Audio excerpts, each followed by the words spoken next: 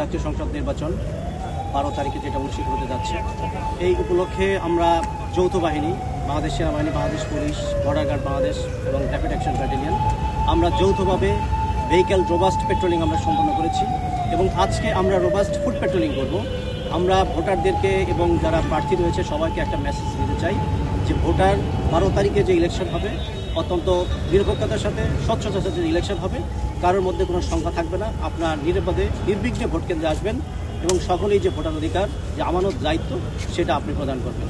এক্ষেত্রে কেউ কোনো বাধা প্রদান করতে পারবে না এবং আমরা যারা আইন শৃঙ্খলা রক্ষাকারী বাহিনী রয়েছি আমরা ওই দিন সর্বোচ্চ আইনগত ব্যবস্থা নিব।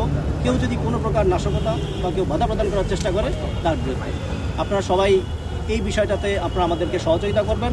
আমরা চাচ্ছি জাতির জন্য যে কাঙ্ক্ষিত যে ত্রয়োদশ জাতীয় সংসদ নির্বাচন, সেটা অন্তত সুন্দরভাবে, সুষ্ঠুভাবে আপনাদের সকলের সহযোগিতায় আমরা সম্পূর্ণভাবে সম্পন্ন করতে বদ্ধপরিকর।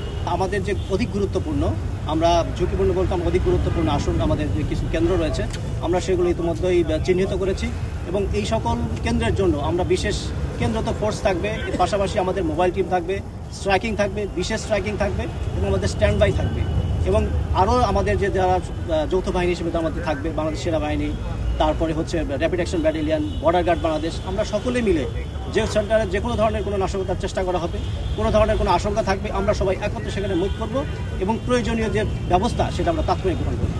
সাংবাদিক এবং আমরা পুলিশ পরস্পর কিন্তু সহযোগীর মাধ্যমেই কিন্তু আমরা কাজ করি। এক্ষেত্রে আমরা সকলের জন্যই আমরা নিরাপত্তা ব্যবস্থা রেখেছি। যদি কেউ কোনো ধরনের কোনো আশঙ্কা যদি থেকে থাকে আমাদেরকে জানাবেন, আমরা তাৎক্ষণিক ব্যবস্থা গ্রহণ করব।